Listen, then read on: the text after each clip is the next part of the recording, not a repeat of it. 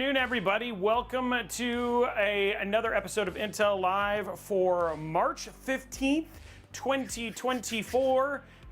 It is going to be a crazy time of Intel Lives because we have a show today and we have a show on Monday, don't we, Alex? Are you prepared?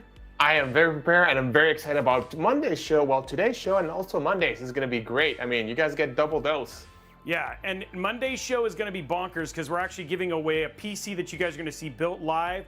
We'll have the Overlord and Alex here in my studio in Seattle. Plus, we'll have Nene and Josh. It is going to be absolutely bonkers. Plus, we just have a ridiculously good show today. Don't you agree, Alex?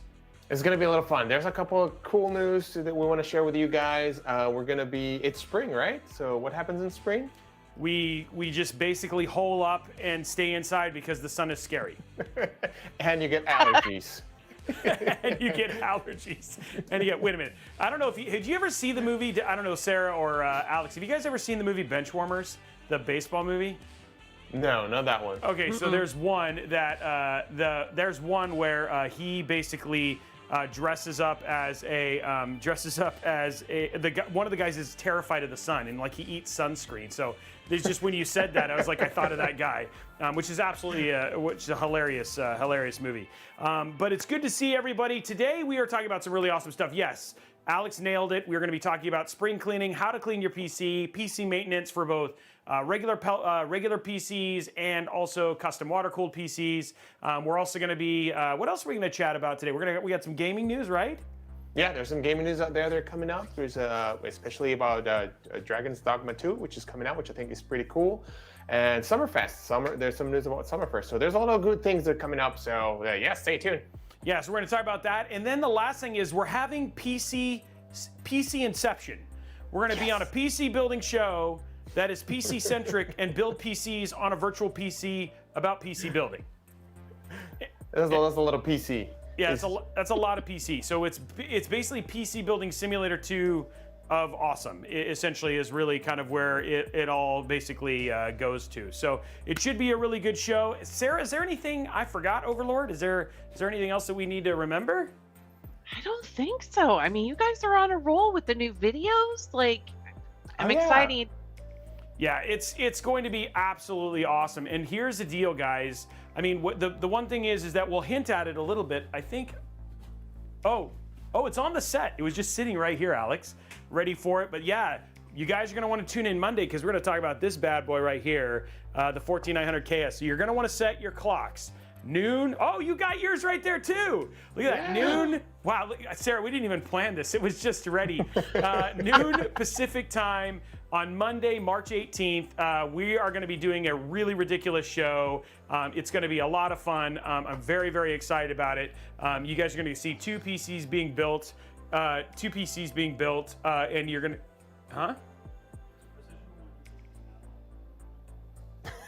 So Another two PCs voice. being built, and then we have, on top of that, we also are going to be building a water-cooled PC and a regular PC. So it's going to be absolutely epic, guys. It's going to be absolutely awesome. So this is what we're doing. It should be fun. So yeah, we're gonna talk about it, show you how to set it up, basically show you all the cooling and all that sort of stuff, and we'll remind you again at the end as well. So you ready to talk about news, Alex? Yeah, I'm ready to talk about news. Do you want me to start with my news? Oh, which news are you starting with? The thing is, I have it lined up according to the run of show. Now you're just going off script. You're just being all bonkers. No, there's a news and there's a poll. Yeah, that's the right way to use. So it turns out that I've injured myself. I've actually injured. That news. Okay, Hugh, I don't have a graphic for that. Okay, I was going to work on getting a graphic for that. Just kidding. She was like, I was like panicked. sweating. Honestly, I was not ready. I was like, what news is he going to talk about? Okay, Alex, let's go full screen for you. Go ahead. Give me your news. So yeah, I managed to hurt myself, and there's actually a poll that's going to come up here shortly. I hurt myself. I hurt my bicep. Yeah, it is this bicep. I actually have there's a little tendon here. I have a distal bicep tendon tear. So pretty much where the bicep joins the arm or the radius, I completely was able to tear it off and pull it off, and I need surgery. So because I need surgery, I'm going to be off of the show for a couple of, what is it, like a couple of weeks. So yeah, so that was going to happen. Now, the question to you guys which is going to be poll right now, is how did I manage to do that? I want to see who thinks which one's going to win. So let's see. I want to just highlight what the options are: a Fast and the Furious, a Fast X2 stunt test, pumping iron with Arnold Schwarzenegger, arm wrestling Robey, which is, oh, I'm sorry, I'm not supposed to give away the answer. Playing soccer, rescuing baby penguins from a cliff, or a cosplay accident. Those are the options. So the question is, how did he get hurt? And I think you kind of highlighted something that I think is worth noting. After Monday's show, because you're going through surgery, and then I think Sarah's going to Antarctica. She's got she rented a under a submarine that's going to take her to the Arctic, and then she's going to stay underneath and de-cleanse for a month. So because of that, we are not going to be running any Intel live shows for the 2 weeks after the special show on Monday. Is that correct? Correct, Sarah? Yep, we're going to take a little bit of a break, and we will be back live on April 12th. Okay. So that doesn't mean there's not going to be a ton of stuff coming up. We just won't have the Intel live show until April 12th. Got it. Now, the other thing, too, is just so you guys know, we're also going to be sharing all the details, and you guys can track Sarah's Antarctic trip on the Discord channel. So we have a little graphic with Sarah, and you'll be able to follow her as she travels in the Antarctic. So even though she won't know that you're following her, we've created one just like Elon Musk. So let me know in the chat if that's what you want to do, if you guys want to know where Sarah is on the Arctic at any point in time over the course of that month. So, I just realized, I don't know if I'm going to be on narcotics on that day. That will be pretty interesting.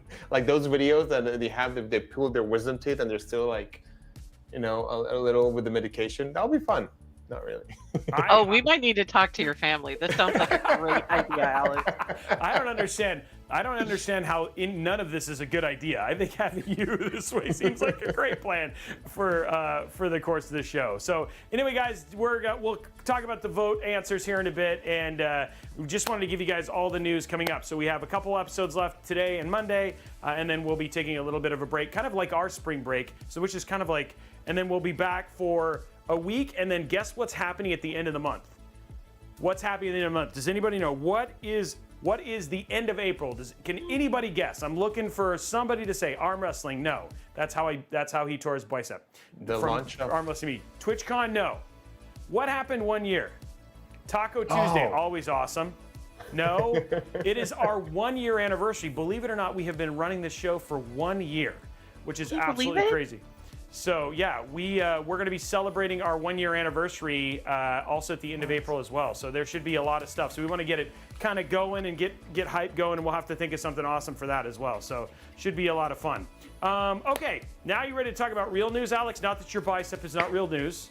Yeah. Wait, are we going to answer how you got hurt? 'Cause I got to say, overwhelmingly, people are saying it was a cosplay injury. Of course. I never let the truth get in the way of a good story, so let's leave it at the cousin. No, I'm kidding. I actually managed to tear my bicep playing soccer. I was playing goalkeeper, and somebody hit my hand, and I hyperextended, and it just snapped. Yes. But I like more the cosplay accident. That sounds like a better story. So we'll stick with that one. I like that you were cosplaying as an arm wrestler, arm wrestling me. I think we could have put them all together. I feel like that was the right answer right there. After a soccer match, when we can keep adding it. Yeah, I feel like that was the right one right there. Okay, guys. Well, let's jump over. And this first story has everything to do with Sarah.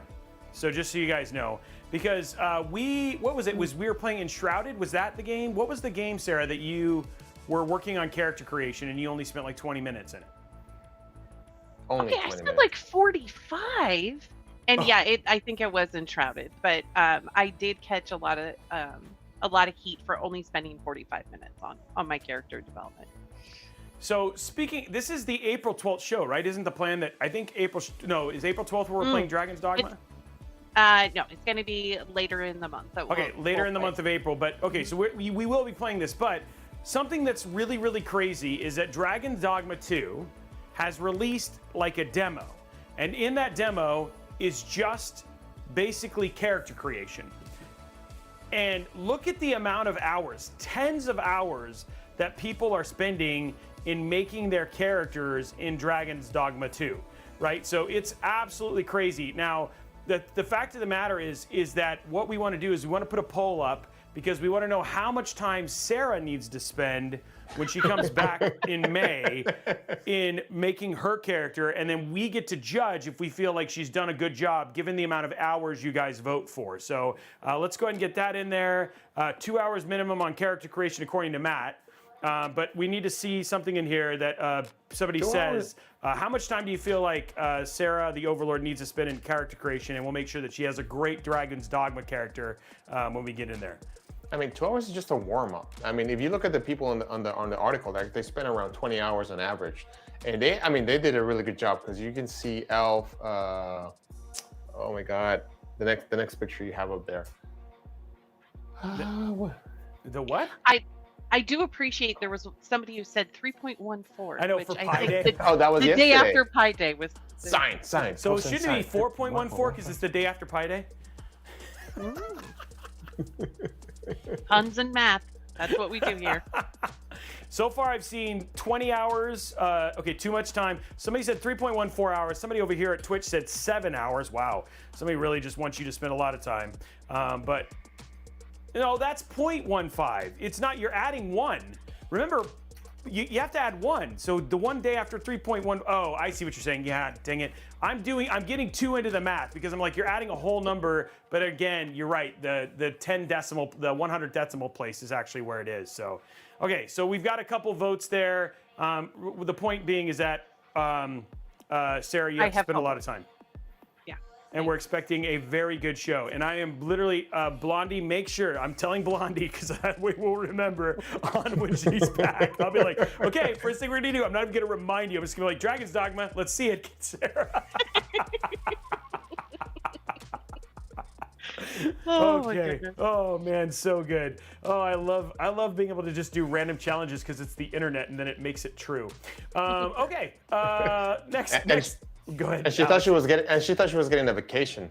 Not anymore. Now she gets homework. She's getting a vacation where she makes Dragon Dogma characters. That's what she's. It's essentially her unlock right there. So yeah. Hey, ZigPC, thank you very much, by the way. Okay, let's go next story. Alex, why don't you talk about this Summer Game Fest, buddy? Yes, the Summer Game Fest is actually already being scheduled for June 7 at 2 p.m., 5 p.m. Eastern. Sorry, the other way. Yeah, 2 p.m. Pacific, which is where Robey and I are. 5 p.m. Eastern. It's gonna have a lot of games announcements. I mean, it's pretty interesting. I mean, it's pretty cool. It's coming out again, especially after what happened with E3. So everybody's hitting up. There seems to be a lot of games and there's a lot of hype about it. So pretty excited about it. So can't wait to it. And yeah, I wonder if this is going to be, I mean, is it already this one kind of taking over or the new feeling for what happened with E3? It feels like it feels that way. I mean, I know that it's something that the industry kind of wants. I mean, right around that time, we'll probably end up with a Nintendo Direct. Of course, Xbox will end up doing something as well. We usually have the PC Game Show at that point in time as well. But the Summer Game Fest is interesting because a lot of people feel like the Summer Game Fest, I don't know if you remember back when we did the Game Awards and we talked about the Game Awards with Jeff Keighley, a lot of people were concerned that it was more like Summer Game Fest and less like an actual Game Awards thing. So I think this is where, I mean, the expectation is this is where we want to see all of those trailers and everything like that. So, but yeah, I think you're right. I think it feels like the replacement for E3. I think we'll definitely tune in and we'll highlight our favorite. We'll probably, like Sarah will probably be like, hey, Robey, Alex, pick 2, and then she gets to choose like 8, you know? Which is always like that. Wow, it is pick on Sarah Day today. Okay, I'm for it. Bring it. But what was I gonna say? Well, yeah, you were at the Games Award and you were completely right. Like that really felt like the Summer Game Fest. Yeah. And I wonder if we'll find out this year to see if they actually listen to the feedback from everybody, because everybody said like, well, there was a lot of trailers, which is nice, but it was more about an award show than. Yeah, exactly. So anyway, it was still super cool, and you know, I'm excited to see the trailers. This is usually where the big trailers have a tendency to come. There's going to be a lot of gaming news. Luckily, June ends up being a really heavy time for games. And then the other thing too is, I mean, as we look at like just the landscape of games coming out over the next, dude, it's bonkers how many games are coming out between now and then too, right? Alex, yeah, you just don't have time. No. no, barely any time. I mean, like we can only get to play. Yeah, it's crazy. I mean, and they even say, like, some of the experts were saying that this year's going to be just like last year when it comes to the release of games. So we can only hope that I mean, last year they set the bar pretty high with all the amazing games that they launched. And if this is going to be the same as last year, we're in trouble. Yep. I mean, it's a good trouble to be in, but we're in trouble because there's a lot of games that we need to play. You're not wrong. Okay, well, continuing on the story, the news of stories and all that sort of fun stuff. The other thing, too, that we also have that was super interesting is we have basically free DLC for Prince of Persia, which I don't know if you guys checked out. We actually played that, what? It was like February, early February, right? Yeah, early February, late January, because that was the first time I got to cosplay. That's right. That's right. Yes. And then your bicep was working at that time. Exactly. It was still working fine. No arm wrestling yet. No cosplay accidents at that point in time. You were just kind of getting warmed up and stuff like that. But as you can see, actually, Prince of Persia actually released a post-launch roadmap, and this is going to be story. They're going to have free DLC. They have Divine Trials. They're going to have some free story DLC and all that sort of stuff. And the first thing comes on March 20th, which is 5 days from now, or 6 days after Pi Day, if you're following the joke. So, actually, I really like this game. I still play it. I mean, I've been playing it. And so I'm still playing this one, Helldivers 2, and I'm still finishing my homework of Assassin's Creed. But yeah, I really like this one. It's a lot of fun and engaging. So I like it, and I can't wait for the DLC. Yes, I think it's going to be absolutely awesome. I absolutely agree, and I'm looking forward. The game, it's so funny because when we were playing it, we were like this kind of feels like non-standard Prince of Persia, and then it got into regular Prince of Persia, and that game is actually really, really fun. I wish we had the ability to kind of stop time and then, play a bunch of games and then go back to time, you know what I mean? And then, so that way we can kind of because it just feels like, I don't know, a lot of it's overwhelming. I'd love to actually, it'd be kind of a cool poll and some great feedback on how you guys manage to play games. Like, do you kind of set time aside? Like, how do you guys do it? Because I feel like we don't, right? Yeah, tell me your secret, because I really want to know, because it's like, oh, I finished that game last week, and I was like, it's a 30, 40, 60-hour game, and you finished it? I was like, I know. Tell me your secrets, because I really want to finish some games. And I watch these Twitch streamers who are like, like, for instance, I've seen like Covent and all these other ones who are like, playing Enshrouded, and it's like, finished Enshrouded. I'm like, that game has no ending. What? How did you do that, right? So it just feels like the backlog just keeps getting worse and worse. How do you finish Enshrouded? Yeah, that's a good question. Wow, that is really impressive. Yes, I agree. Okay, well, I think this next one, we're going to play a little video, but you're going to talk over this video, Alex, because we're going to show you something crazy. We tried to get this delivered to our new headquarters that is being built overseas, thanks to the team, Sarah and the team, who've given us a ton of money for our thing. But I was told that this was just too big. But yeah, let me jump over here. And Alex, you can tell us what this crazy thing is. Yes, so no problem. So what we're seeing here is actually an extreme ultraviolet lithography machine. Well, a part of it, actually. This is just a part of it, because the actual size of this guy is, that actually requires 13 trucks to deliver, and it comes with 250 crates. And once it's assembled, it's actually 3 stories high.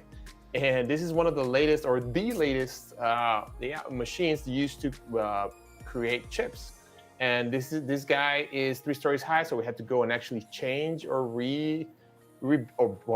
I think it's going to be deployed. It is deployed in Portland in the X1. So we had a new building there, completely designed for this new machine, which is 3 stories high.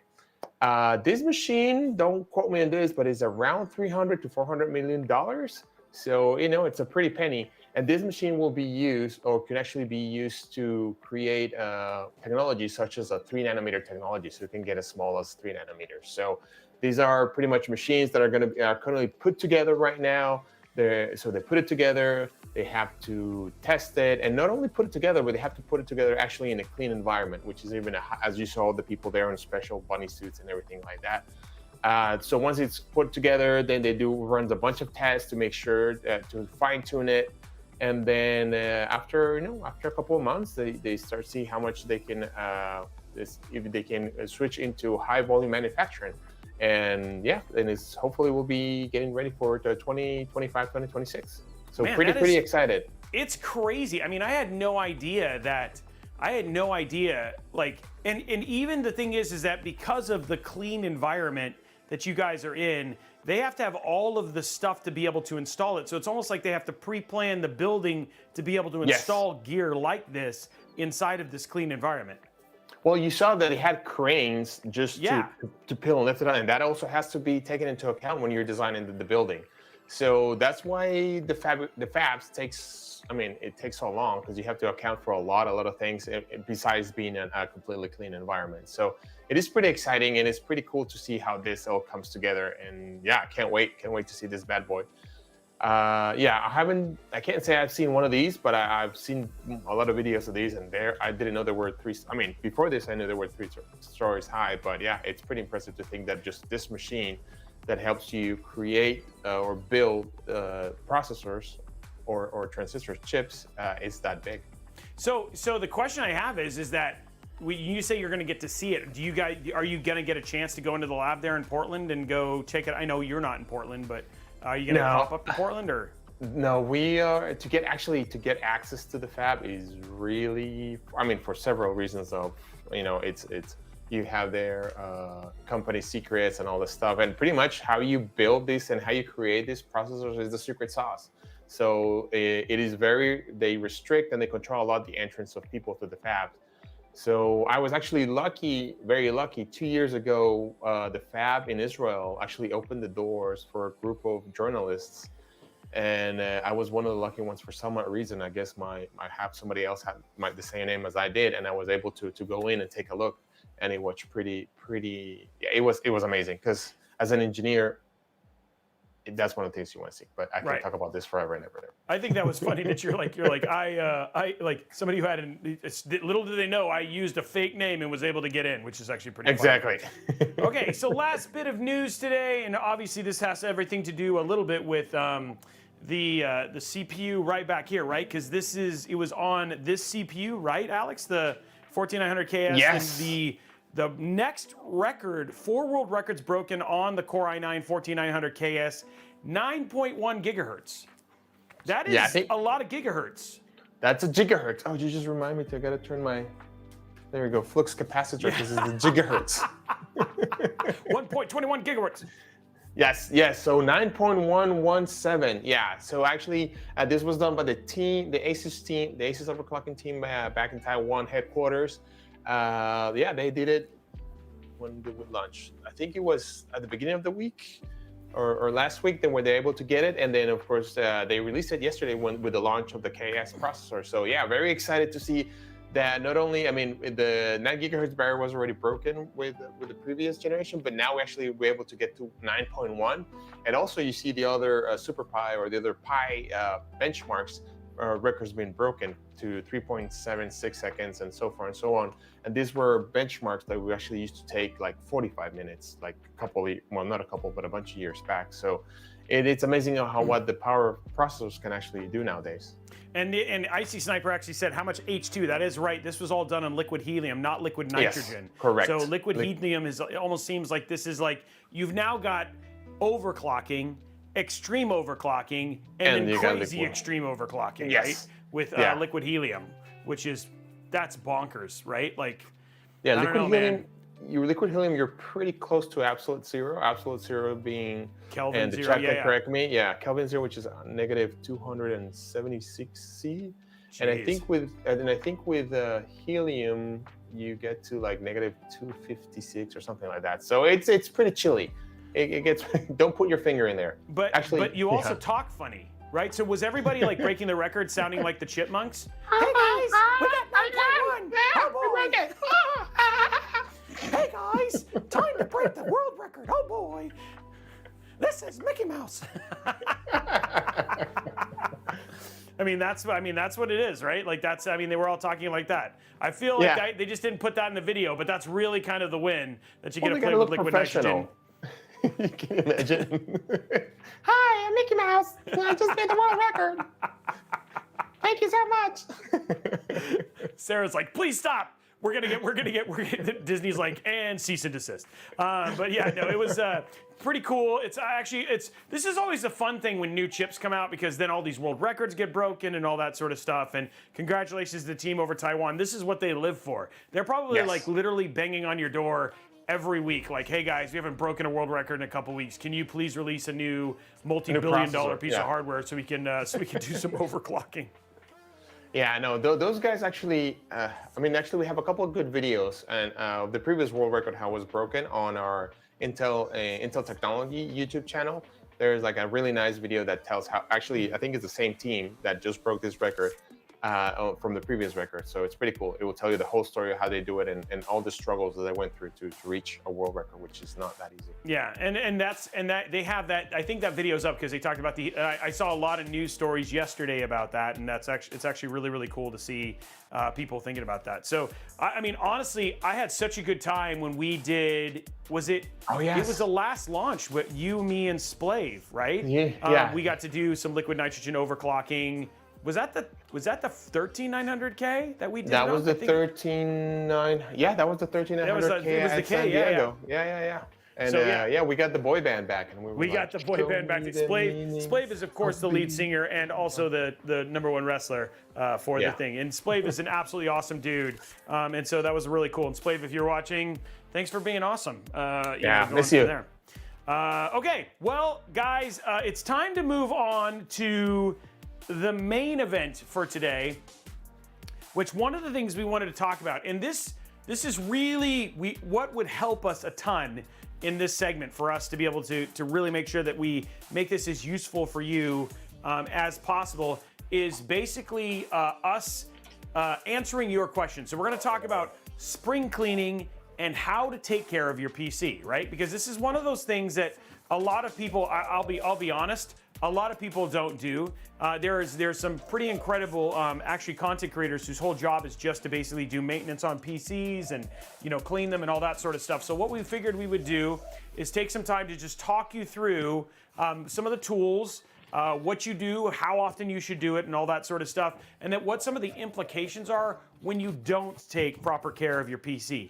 In a lot of ways, a PC it has a lot of similarities with that of an automobile. Automobiles, depending on the automobile you have, do require regular maintenance. There are things you can do, and the results of not taking care of your PC can actually impact performance and a bunch of other things, all the way to breaking the PC if you don't do it well enough. And this only compounds with the more furry friends you may potentially have in your home, etc. So that's what today is. We're just going to talk about some spring cleaning and what some of the tools and the things that we use when we do take care of machines, and just kind of walk you guys through it. So, and then we'll kick it off. So, Alex, you're driving the conversation. Where do we want to start? So let's start by not putting it in the dishwasher. That is probably the first topic that we should do. What are the things we shouldn't do? Okay, Alex, what are the things we shouldn't do? Put it in the dishwasher. Got it. Yeah, dishwasher is a no. It's no go. Okay, so one of the things that you want to do, of course, is when you are going to be cleaning the PC, make sure that you are in a space, because you're going to be blowing dust. You're going to be dusting it off. You're going to be cleaning. Make sure that the space that you were going to do this, it's a space that you don't mind getting dirty. So pretty much a lot of the stuff, and I think Robey does this, he actually goes outside to clean his PC, because the last thing that you want to do is start blowing dust and get all this stuff and getting it all over the house. So that's kind of the first thing you want to do. And it's funny because I remember I actually looked this up and was like doing some interesting, for some reason my camera just shut off. Sorry about that, guys. I was looking up some stories, and there's actually been some stories about some folks who actually ended up getting hurt because they were doing some cleaning, and not necessarily a PC, but because they had allergic reactions to the dust and everything else that got into their lungs, and they ended up basically having some asthma stuff. So especially if you have asthma or any other breathing conditions, you definitely want to do this someplace where you are okay with getting dust everywhere. Now, there are some very funny videos, right? We've seen a bunch of different ways in which people blow out their PCs. My favorite is a leaf blower. believe it or not, it's actually okay. You can use a leaf blower. Not something I'd really recommend. But yeah. it is like, if you're far enough away, obviously with that kind of airflow going through there, you could potentially make something loose, or there could be some debris inside of a leaf blower. If you had a brand new leaf blower, I feel a whole lot better about it. Am I recommending a leaf blower? No. But yes, that is something that does work, because heavy airflow is going to help get a lot of dust going in there. Hair dryers, I would say hair dryers, no. And why would hair dryer be a no, Alex? Well, first of all, it's hot air, and second of all, it creates statics just like vacuum cleaners. So you don't want to do hair dryers.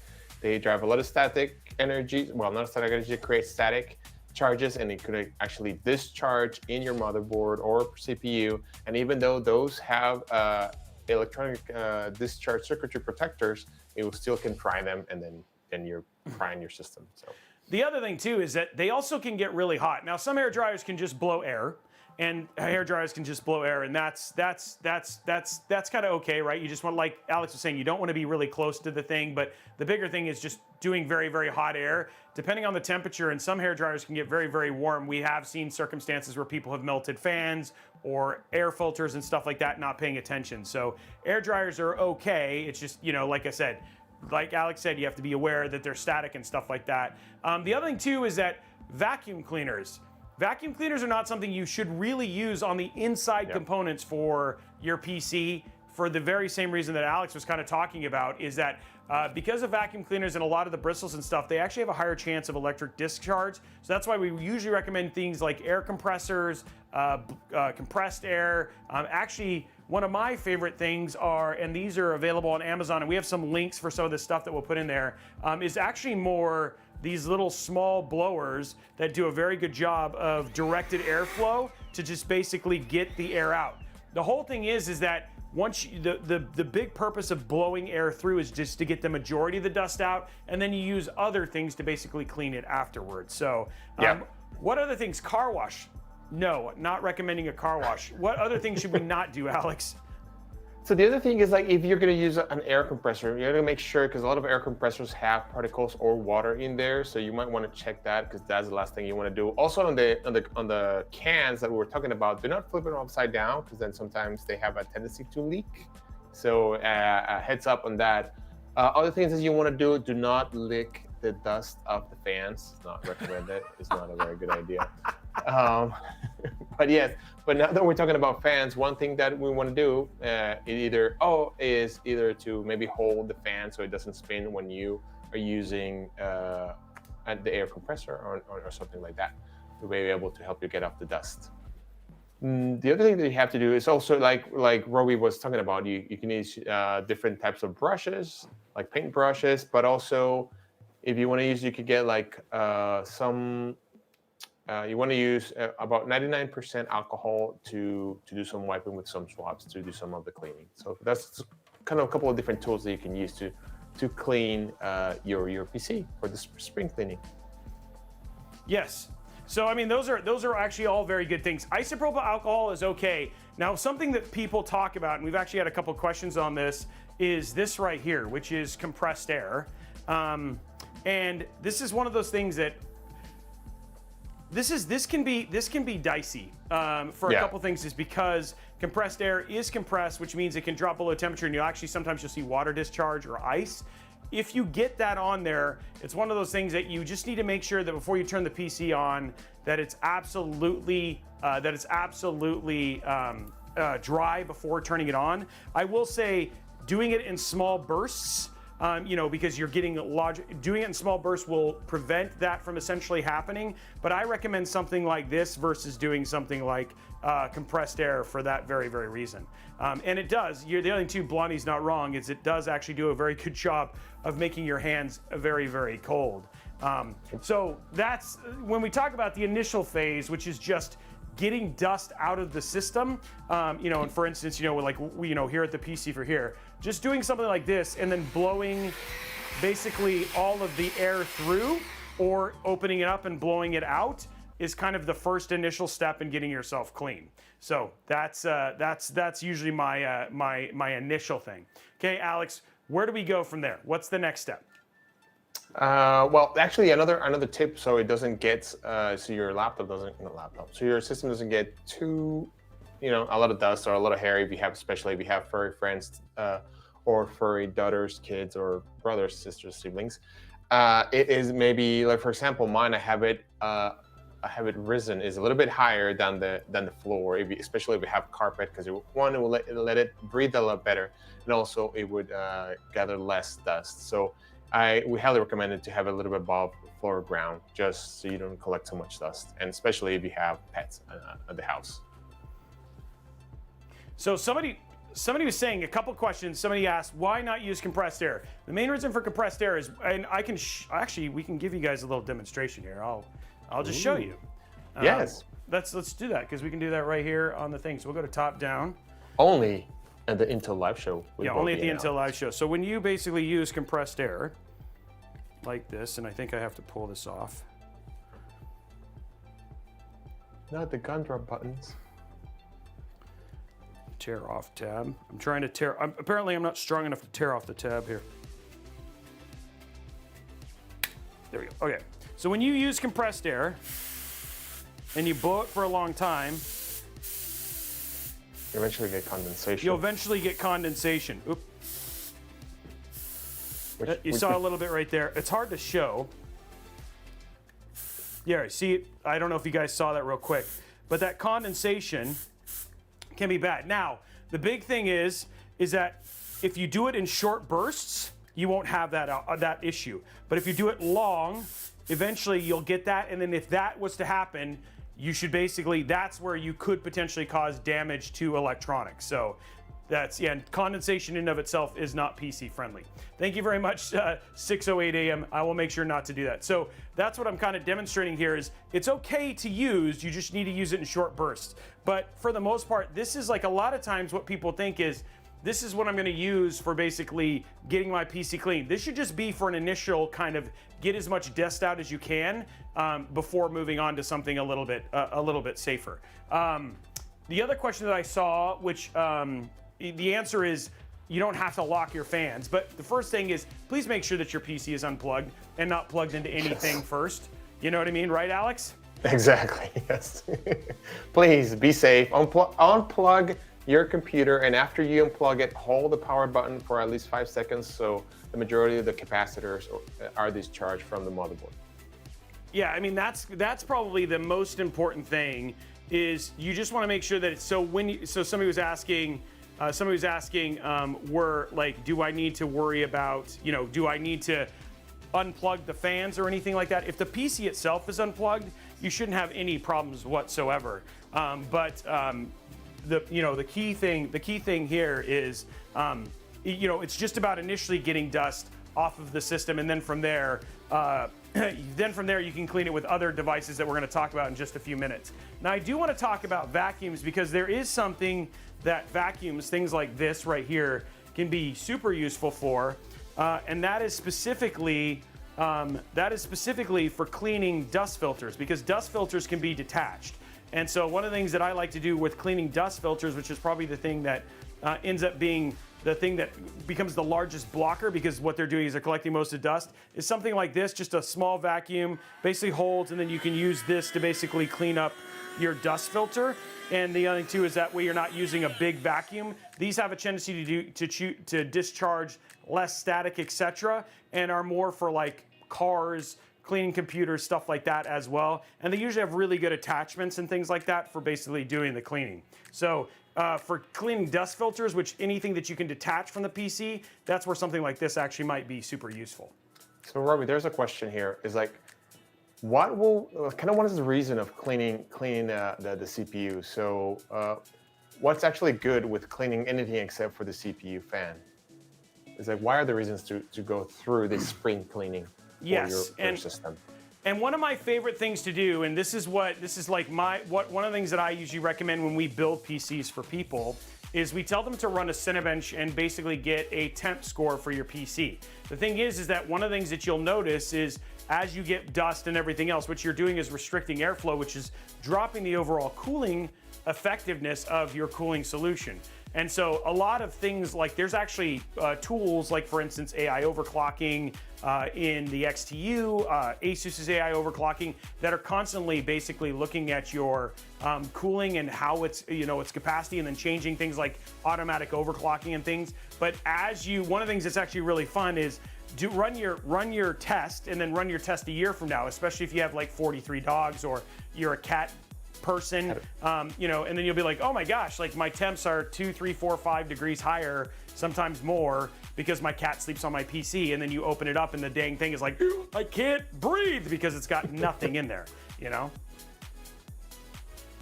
Yeah. What was the little pistol air thingy that Alex was holding like 5 minutes ago? Somebody said. Are you talking about That's probably you. That was me. Your I was holding thingy, it. yeah. This little pistol air thingy right here. We have links for all this stuff, guys. So we'll drop some links into the Twitch and stuff like that. So to get those things from there. So yeah, what you do is by running things like Cinebench and benchmarking your PC on a consistent basis, you can do a good job of just overall health check. And then what we're going to do is right now we're talking about the physical outside of the system. We'll talk about the inside of the system here pretty soon as well. So trying to see what else we got in there. Is an earwax remover. Okay, so let's talk about, you've blown out your system, you've got the initial dust. What are some of the tools that you can use for actually then getting like kind of that deeper clean? Alex, you have any thoughts? Well, for like we mentioned earlier, for the deeper clean, you will want to do, and you mentioned you want to do some isopropyl above 90% purity. Definitely get some brushes, some fine brushes, so microfiber to do some deep cleaning. What else do you have in mind, Robey? Well, for me, I think the thing that's actually super interesting is the things that I kind of use for it, and I'm going to show some top down here, is I have some of the tools that I basically use, and you can see some of the stuff is given from there. So I like microfiber cloths. These microfiber cloths are what I'll use for cleaning surfaces that aren't electronics and stuff like that. So I'll basically go around the edge of a system. I'll do the surface cleaning of the fans and all that sort of stuff with like nice microfiber. You want to probably find some ones that don't rip easily. So the Amazon basic ones, which you can get like really big packs for, end up working really good. And then you can throw them in the washer and then get them washed. The other thing too is, and we'll have a link for this, is these right here, which are like multi-tools. Believe it or not, this is like 50,000 cleaning things in one. We'll use this to basically brush out fans, etc. It also has a little foam tip for getting into like little smaller spaces. You've got a pick for like getting gunk and things out, and then it's even got another extra little small brush for getting things out as well. And then also it has a keyboard clip puller. So things like this end up working really, really well for getting the additional dust out. And then the thing that I do for most of the real deep cleaning is actually Q-tips. Q-tips just allow you to basically get in all those small spaces. The ones that are like, oh my gosh, the blue Q-tip ones, they have a tendency not to pull very well. And so for cleaning things like tops of chips or around on motherboards, these end up working really, really well, and they let you like kind of like easily clean all around. Not just fans, but even those hard to reach places around motherboards and stuff like that as well. So, yeah. Also the Q-tips, I don't think they build that much static charge. So that's also a good tool to use to do the cleaning. And then some people say is like, so I was reading, some people said I got an anti-static brush for cleaning. There's a lot of these, you can look for their anti-static brushes, especially if you're going to do anything like a PCB or anything like that. Definitely worth taking a look at. A lot of these ones that are electronic cleaners that you can get, that there's a ton of different options. We're dropping some links. This one's called the Hagbris one. They come in different colors too, so you can get red, blue, whatever, whoever your favorite color is. And then obviously we have Robeytech red. But a lot of these have anti-static, which is actually kind of cool. So yeah, that's what we basically use to get all of our cleaning in. Now there's a couple things that I do want to remind you. Please make sure you look at your PSU, because it's one of those things, the only thing that you may have to remove from your system is your PSU, because the fan has a tendency to be pointed underneath. Sometimes you can get an air in there and try and blow it through, but a lot of times you're blowing dust into the PSU. The better option is to blow it from the back and then blow air out. And then you can, if you want to, remove the cover, but just getting whatever dust you can get out there. You don't need to get all the dust out of a PSU, but blowing it out and then basically cleaning what you can with Q-tips and like a brush like this should be absolutely fine. And again, you should be doing that. PSUs probably, because believe it or not, depending on the quality of your PSU, you may only need to do that once every couple of years, but you definitely need to make sure that at least every couple of years you're taking out your PSU and making sure you're cleaning out the fan. So that has to be one of those ones that should your PSU not be able to cool itself, PSU goes boom, all your parts go boom, right, Alex? Yeah, and that's one boom that you don't want to hear, especially on the PSU side, because that usually doesn't go down on itself. It brings down the motherboard and sometimes even the CPU. Actually, one question that I saw in the chat that is actually pretty often is how often you should replace the thermal paste on your CPU. So I feel like this is such a fun question.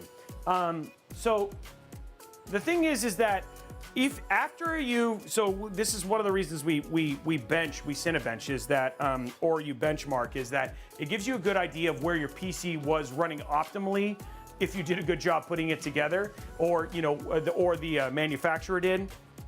It does a good job of giving you a place to measure.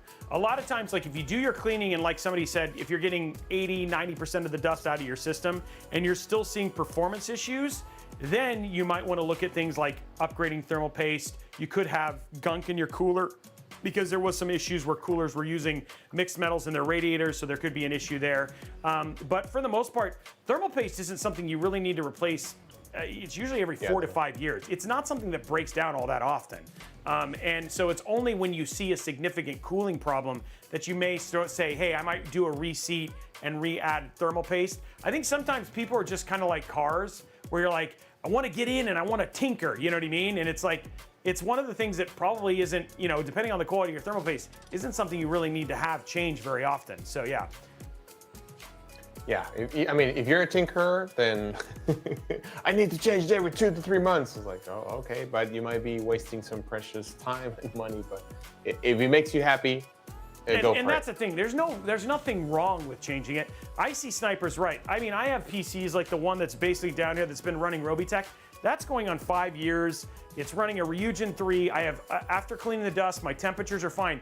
I think one of the things that people don't have is they don't have a baseline to measure. So sometimes, actually what may be a problem, we'll get to this part of the spring cleaning here in a minute. What may be the issue has nothing to do with the hardware itself, but all the crap you actually have installed on your PC that may be actually hurting performance more so than anything else. So by creating that, by getting an idea of where it should perform both thermally and just numerically, you can look at that and get a baseline of saying, okay, well, is my issue actually hardware, or may it be a software issue, which is a thing right there. Okay, let's look at some of the other questions here. Alex, thoughts? No, I'm just trying to making sure, like you said, yeah, a lot of the stuff that harnesses your PC, not harness, but slows your PC performance has to be with a lot of stuff that you have installed or removed throughout the years or throughout the use. So from time to time, it's good to do a clean install just to make sure that that there's a lot of stuff that is left over or temporary files are still in there. So as much as it's hard or just time consuming, but sometimes it's just like, hey, maybe it's a good time to reinstall everything, reinstall the OS and everything, and get the latest, so you can have like nothing better than a clean install to really see the performance if you're starting to see some performance bog down from the first day that you got it. Right. And I think you brought up, I think it's a great time. So we've talked about how to basically get the outside of your PC clean, and then we'll talk about water cooling in a second. But let's move to the inside of the PC. Yes. So the other thing too is that one of the tools that I usually recommend is a thing called Drive Booster Pro, because some of the stuff that actually ends up being one of the things that people don't do is they don't actually update their drivers very often. Having applications like Drive Booster Pro, which is built by IO, and this is not sponsored in any way, it's just one that I recommend. There are other options and alternatives as well. I just got to be super clear about that. But one of the reasons that I recommend that is that what it does is it checks chipset drivers. It'll give you updates on BIOSes. You'll know graphics drivers, because a lot of things, the only thing people have a tendency to update is graphics drivers. Believe it or not, there's usually new drivers for your network, there's new drivers for your display, there's new drivers for your chipsets, there's ME drivers, there's a ton of drivers that need to be updated on a consistent basis. If you don't want to use something like Drive Booster Pro, if you have Asus, MSI, Gigabyte, or ASRock, they have utilities that actually are installed, like Armory Crate, MSI Center, Gigabyte Center, that actually you should just check every 3 to 4 months, refresh, see if there's new hardware or new drivers that you need to update on a consistent basis. The other thing too is running Windows updates. Make sure that you're running those. Some of them are performance updates, but the other thing too is security holes, and viruses can be a big part of actually degradation. And then the last thing that I always recommend as well, just in terms of managing hardware, is going through add remove. Find all the crap that you have installed and remove the stuff that you don't use. Decluttering your hard drive, sometimes performance can be, people are sitting at 95% full on an NVMe drive that doesn't have DRAM, and basically your seek times are actually really slow. You try to keep your drives usually 70, 75 is the most you basically want to have full at any one point in time. So do a good job using this, a yearly routine to just do a good job of purging old software. And then if you do, something else I usually recommend is for documents and all of the things that you may do on a regular basis, take all your documents and save them to the cloud, and then do what Alex recommends. Every year, just purge, redo the system. Just wipe it, and then if everything's up in the cloud, you don't have to worry about cleaning your system, because you're not going to lose anything crazy like photos or anything like that. So a couple good recommendations there. The other thing you can do is like you can have 2 drives, right? And one of them you just have pictures, videos, everything you have in there. And then the other one is, and I bet a lot of you guys are going to do this, and the other one is your OS installing your games. So that way you just, the things that you don't want to lose, you put it in the one drive, and the other one is your OS and your games. You can just go and completely clean it, and that's where your drivers and everything else will sit. So that's another way of doing it. Like you have the cloud, and if you have 2 drives, they have enough space to do this. And and you're absolutely right. You're absolutely right, Alex. I mean, one of the things that, like, I'm looking at questions, and this is worth going right there, is that somebody said, you don't actually have to use the cloud. There's another option too. You can also do solid state drives, right? So what are some other options for basically saving and doing files, right? If you don't want to use the cloud. Yep. I was going to say something. I got distracted with the chat. Oh, okay. Yeah, so external drives, things like you can set up NASs, like local NASs, stuff like that. Those will also do a really good job of allowing you to have a place to regularly store files if you don't want to put things in the cloud. But I guess what I'm saying is, try to store as little as you can on a local system, because by putting it local, by keeping it off local, that allows you to do things like purge your system on a consistent basis. And somebody was talking about Windows bloat. You can actually take a lot, if you want to, and you really want to make it, you can basically install the non-media version of Windows Pro or Windows Home, which has none of that stuff in it, and then you have to add things back in. Just be aware, you'll be amazed how little is in a bare bone version of Windows and how much doesn't function the way that you expect it to if you do it that way. Yes. No, so I think, unless you have other stuff, I think we want to go talk a little bit about those who have custom loops, custom liquid coolers, and how to manage those. Okay, so let's talk about custom loops, because custom loops, that's a whole nother ball game. How many custom loop systems have you ever owned, Alex? Have you ever had one? I have one. Okay. That needs a lot of maintenance right now. That needs a lot of maintenance. So custom loops are a little bit more maintenance heavy than what you might see in something like a regular AIO system. And we've actually had this question sometimes with people, like, how often do I need to replace my AIO? AIOs usually can run anywhere between 3 and 7 years. Most of them are made and rated for 5 years, which means most of the time they're usually outlasting most of us PC DIY folks who don't have systems that long. It feels that way anyway. Custom loops should be, depending on the coolant, drained at least once a year, and then should have all of the components cleaned at least every 2 years, which means not only is it drained, but you're taking apart water blocks, you're taking apart CPU blocks, you're basically cleaning them with a brush. And then if you're using like a more a solid coolant versus like a dye in a coolant, that may actually be once a year for you because that stuff has a tendency to gunk up. Picking the right coolant, especially nowadays, can be a very important thing. And understanding if you did something simple like distilled water, the amount of maintenance you're gonna have to do is actually a lot less. And the thing is that you'll want to do it more at the beginning because you'll do things like having small fragments of your radiator and stuff like that that may be flowing through your system. That's going to be kind of churned out in the first year. As further along, you may be able to space out doing that if you're using just distilled water longer because a lot of the gunk has been cleaned out of the system at that point in time.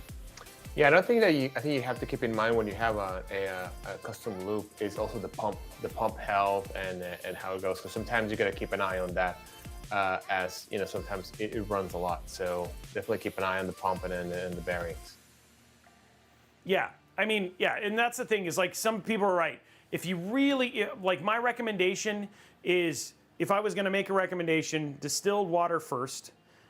Then from there, or distilled water or a clear coolant. Then from there, a clear coolant with a dye, something like EK, Thermaltake, something like that. That actually is a little bit safe. You know, that's safer. Usually the more solid colors, like the really like the basically the opaque and stuff like that. Those have a tendency to have the highest amount of gunk up. Usually they also do things like separation and things, and they'll dye your tubes. Which is one of the other things too, is sometimes you're like, hey, I run it clear and now, you know, I ran blue and then I'm just throwing clear in there and it's still blue. No, your tubes are dyed and stuff like that. So it's just one of those things. And the other two is flushing. I'm gonna say this, and this is very important. If you are gonna build a custom loop, I don't know, Alex, if you'll be able to read my mind. If you're gonna build a custom loop, please make sure you can easily drain the loop. Yes. Because a lot of times what people do is they'll build it and they'll be like, I'm like, how do you drain it? And they're like, oh, and you're like, dude, your maintenance is gonna suck because you're literally taking apart your entire loop system just to be able to, and not be able to very easily drain it, and that makes it really, really crazy, yeah. Yeah, I've seen some builds that even though it was the reservoir or how to drain it, the key to open it, it was definitely a challenge because it was not placed correctly on a difficult spot to reach or was not set in the right place. So then you are trying to take this whole thing apart and you can't drain it and you have water, and then the last thing is you want to get water all over your system, especially especially you put your heart and soul. I mean, your systems are your heart and soul in it, so then they're not cheap. Yes, and then somebody said something really smart right there, Jay from the Bay. Do not use regular water in a loop. You need to use distilled water. There's a lot of gunk in water and a lot of things that can actually cause some issues.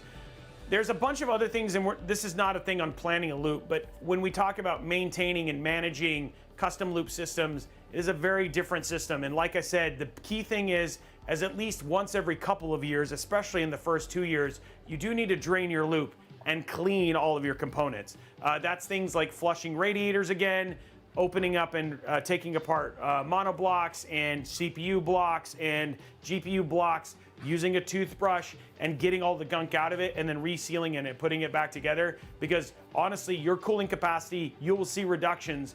And then the one thing I'll always say is when you get a new system, or maybe even if you have a system that's just a little bit old, benchmark it, see what your thermals are. You can do a lot of stuff. It's not a lot of the stuff to do that is free. That way you have an idea of, is my system running optimally or not? And I think the last thing that I would really just add to that, that's like just kind of the easy one from there, is make sure that you take all of your, don't save as little locally. So should you need to do something like, you know, what Alex wanted to do last week, reinstall Windows, you're not like, oh my gosh, like I got to go find all my files. And should something just fail on you, you're not in a spot where you're missing out. By doing this stuff and just moving things off of a local system, you're going to save yourself a lot of pain should you have something go wrong, like cleaning your PC with a vacuum cleaner that then gets a static charge on your PSU and then causes your whole computer to explode and your kid to get in the hospital because they got hit with fragments of tempered glass.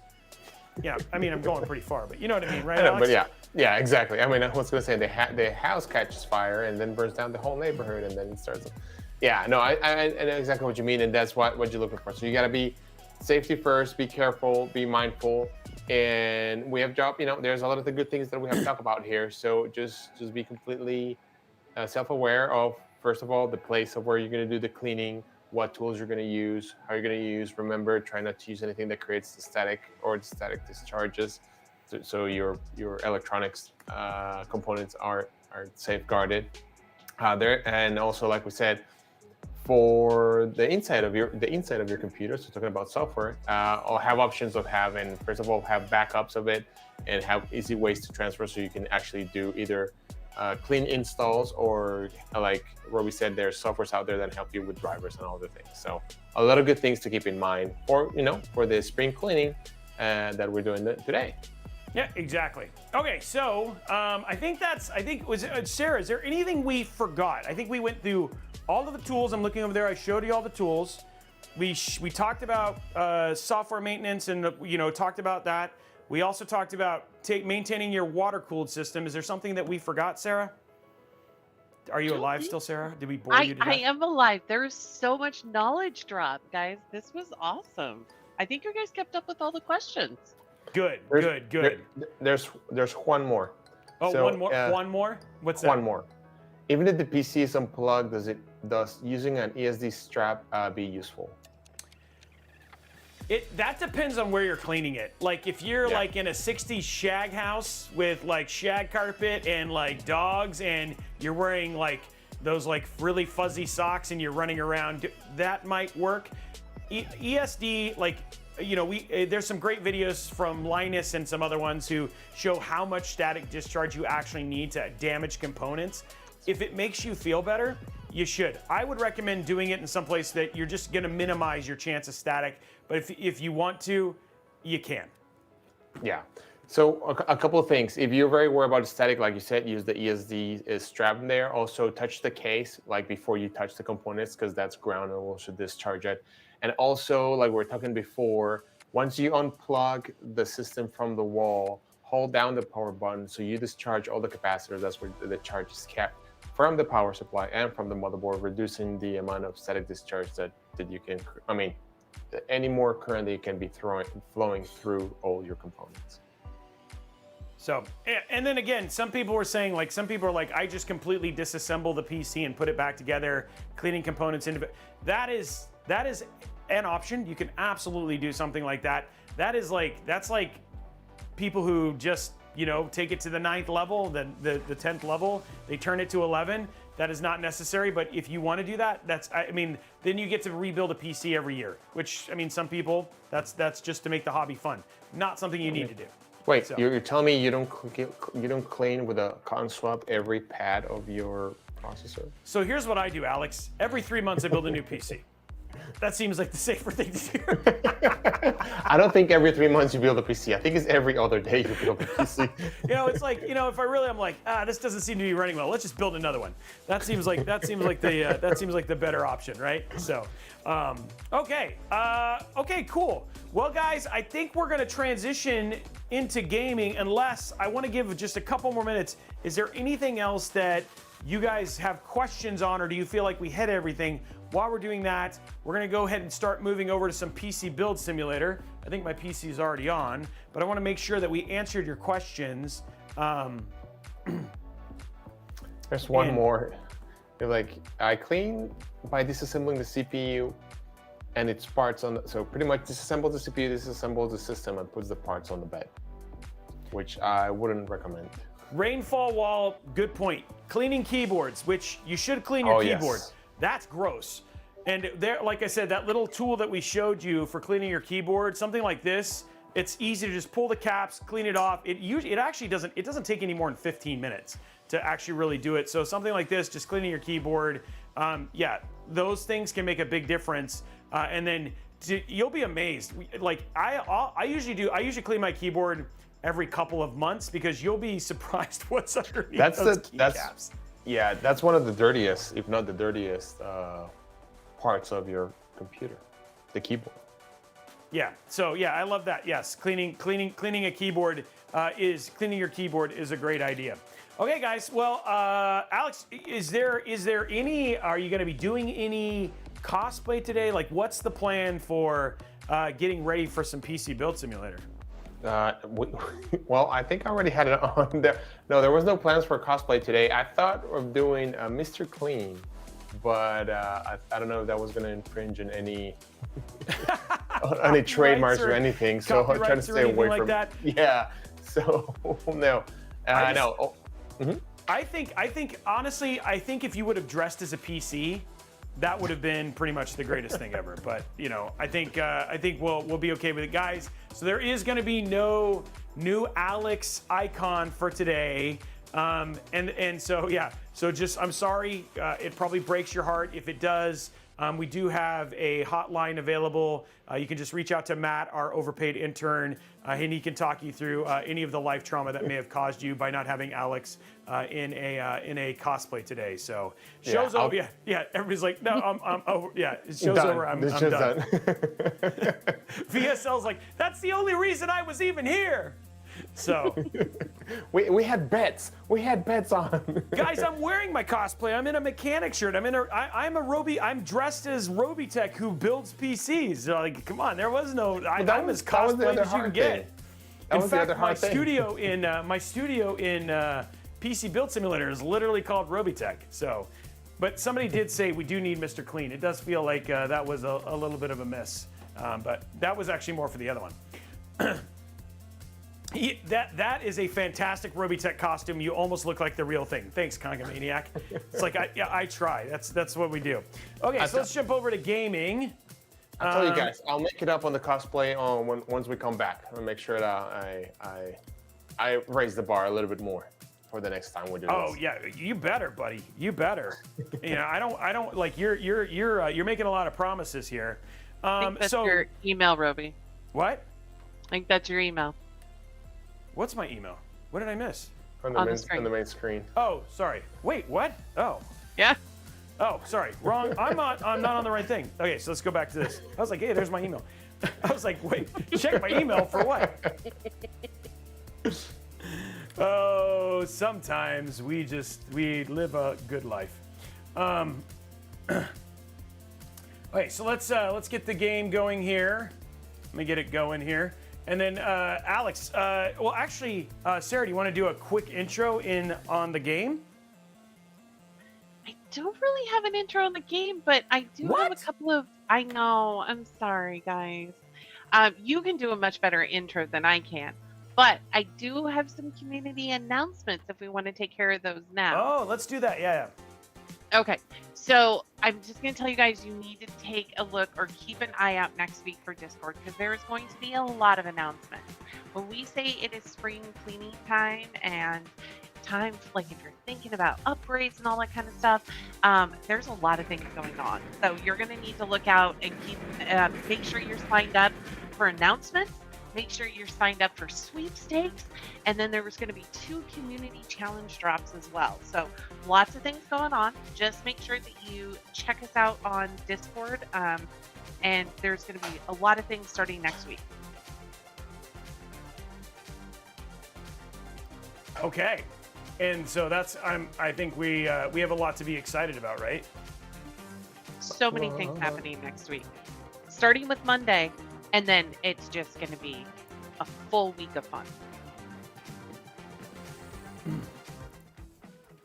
By the way, the soundtrack to this game, so you can actually download the original, the official soundtrack to this game, which is actually pretty funny. And the other thing too, we want to do like kind of a quick intro. The way that we're going to kind of do this is we're going to jump in and we're going to kind of show you the career mode and just kind of how the whole thing starts. So it picks up from the end of PC Build Simulator 2. And then what happens is that you are taking over your uncle's shop and all that sort of stuff. And then I'll show you a little bit farther in. But we want to give you an idea of what this game is. If you are into PC building, like this is your hobby, this is a hobby you want to do, this is definitely the game for you. And if you've never played this before and you've never heard of it, I think you're into PCs, you are definitely going to be like, where has this game been my whole life? All my life. So, because this game, I have played a ton of the first one, and then I also played quite a bit of the second one. And you have played this game also in real life. a ton of it. Yeah, I play this game every day. I play this game on the thing. But if you want to check it out, I also, and it's sitting back here. I don't know if you've ever seen this, but the PC Build Simulator team actually sent me a real box for the game. And inside, it actually has like a floppy disk and stuff. What? Yeah, so it has all of these things. Actually, let me show, because we love to show this because this has to do with the game. So I'm going to go to top down here real quick. Oh, is it a 3 1/4 or Yeah. So it's a 3.5 inch. So look at that, dude. How long has it been since you've seen one of these bad boys, right? I don't want to date myself. It's a 3.5 inch drive. That's 4 megabytes, 4.1 Yeah, megabytes. yeah, it's a 3.5 right inch drive with PC Build Simulator on it. 1.4. And then the other thing too is it actually comes like old school DOS games. Like it comes with like an ad for the for like that you used to get like when you bought Oh old my school. god! Yeah. Yeah, Like so old school software that it came in. and then it's and you got got like the the user certificate manual. You got the certificate of what's it called? Of originality of. Yeah, sir. But look at this one right here. Wow, This it's a is flowchart. your PC broken?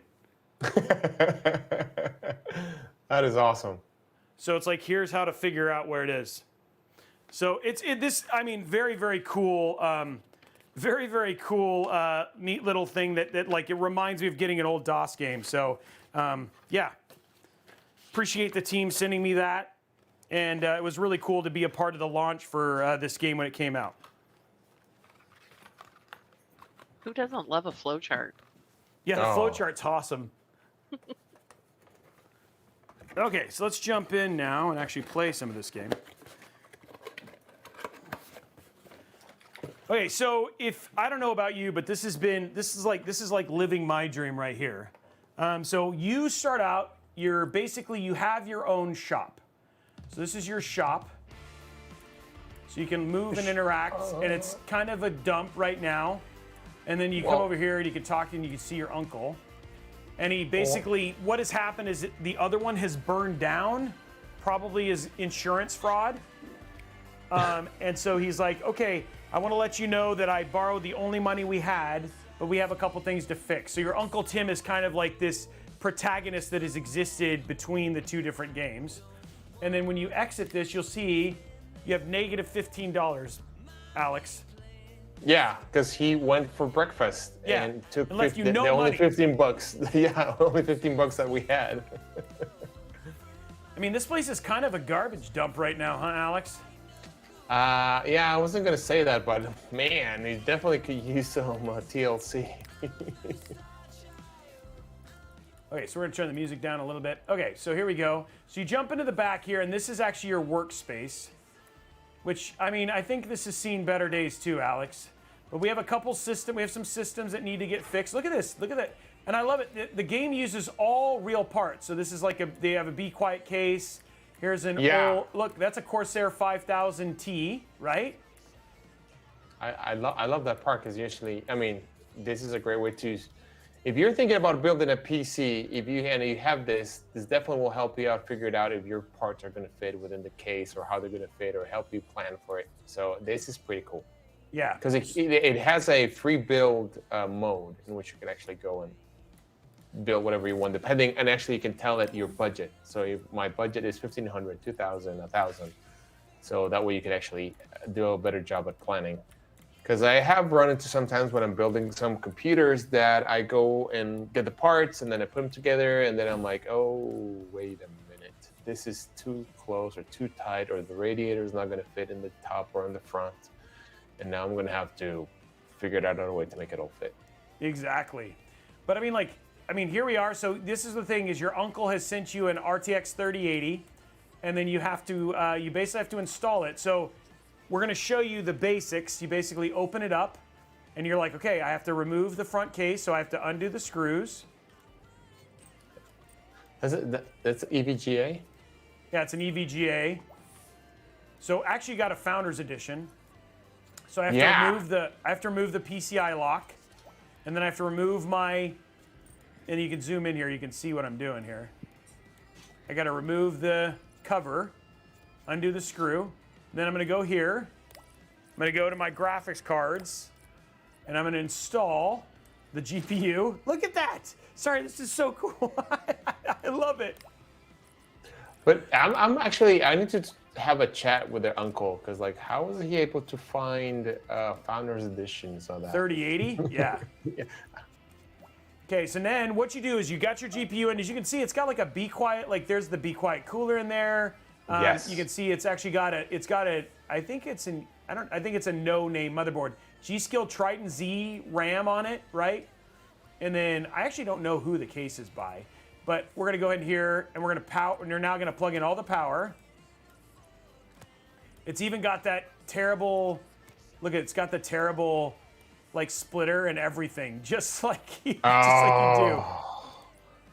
And then you see, you know, this will be at Robey level if you can actually zip tie it all together and make it look Yeah, pretty. I wouldn't have done that. I would have gotten cable extensions, but you know, hey, this isn't full Robeytech. So there you go, you're done. And then now what we're gonna do is we're going to exit. So now I've got my workstation. Install that. And then I'm gonna power on my PC. And you can actually go into the BIOSes and all that sort of stuff in this game. And then look at that, right there. Robeytech, we're good to go. Ooh. So what you do is you get email, and you can see all of the jobs that you have. So here we got this guy from Casante who wants me to build and paint my case red. So you have all the instructions in here and your parts budgets and all that sort of stuff. So I'm gonna accept that job. And then we'll see here. And then this is like, so we're gonna see this email. We basically need to scan this dude's PC for viruses. So here we are, gonna pick up his PC.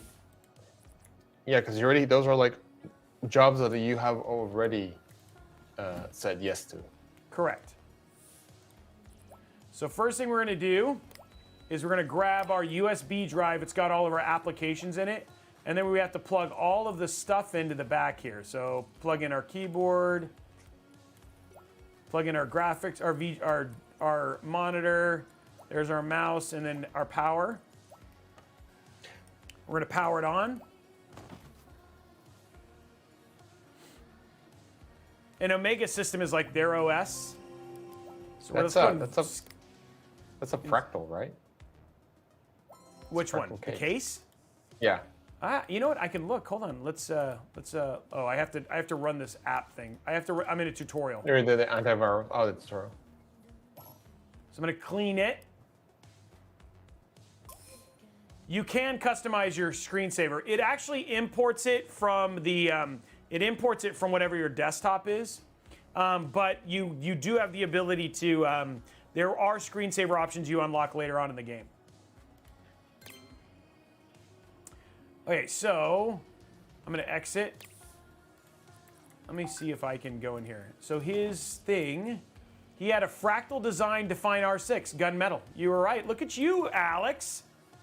Yay! So we're gonna take this, I knew that looked familiar. drop it, and then we're gonna go collect our money. We're gonna go collect our payment. And there you go. First job complete, and now I have $105 because my uncle's a jerk. So we need to. So there's some other things. Good. I had a question. So for those who didn't fully play throughout the first one, what happened to the shop? I mean, we just got the letter that it burned down, but do you know or no? So that's the thing is like we don't know for sure, but what we do know is that you had a successful shop, and it looks like your uncle burned it down for the insurance money. And then he took whatever money he had left, the $15, and went off for Exactly. breakfast. So this one I'm actually really cool. This is like just giving you an idea of like how deep this game goes, which is why I wanted to kind of show you a little bit of the tutorial. So we're gonna take out this GPU, which is a 3090, by the way.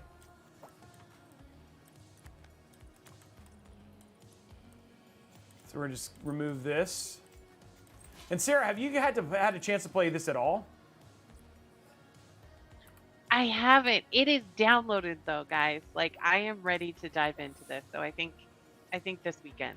I'm trying to get, I know Alex and I are already addicted. We're trying to get Sarah addicted. Okay, so here we are, guys. Now we get to water block a GPU. Now it's I will be honest, this takes way more screws than this, but this is still pretty accurate comparatively. So we're gonna remove the shroud, which I wish it was that easy. Now we're gonna remove the old thermal pads. Okay, and then now we need to put on new thermal pads for the water block, for the RAM. Okay, now we're gonna remove our thermal paste. Thermal paste. Now, There we is that Grizzly? Yeah, that's thermal grizzly. So now what we're gonna do is we're gonna use thermal grizzly and apply thermal paste, and it won't let you put too much. It says sufficient applied.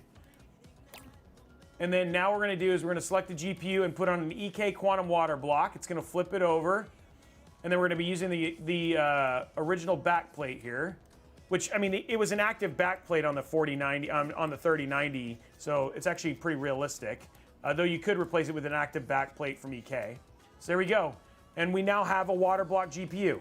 I wish it was really that fast, right, Alex? Because it is not that fast in real life. Especially removing the original heatsink with all the, and then you have to remove once you have to clean those pads and all the other stuff. That takes a while. So now what we're doing is we're putting in our graphics card again. We'll zoom in a little bit so you guys can see here. And now we're gonna add our cable. So we're gonna power this bad boy. The real question is, are you using Linus Tech Tips screwdriver? No. No. Okay, now guys, this is where it's fun. Now I get to make a loop.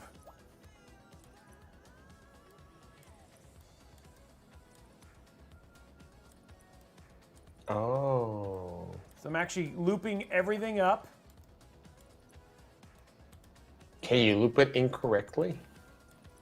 Oh, there we go. Okay, so we have it's doing it in order. So you're going basically here to pump and all that sort of stuff. So gotcha. you can try, but it won't. I think it won't let you. It won't really let you. So, okay, so here we're gonna do. They have different. We're just gonna do white clear coolant here. Actually, so there it goes. It's gonna start filling up. You can see the loop filling there. Ah. There we go. Oh, look at that. You can even see the water moving on. That's pretty cool. So let's go back here. Oh.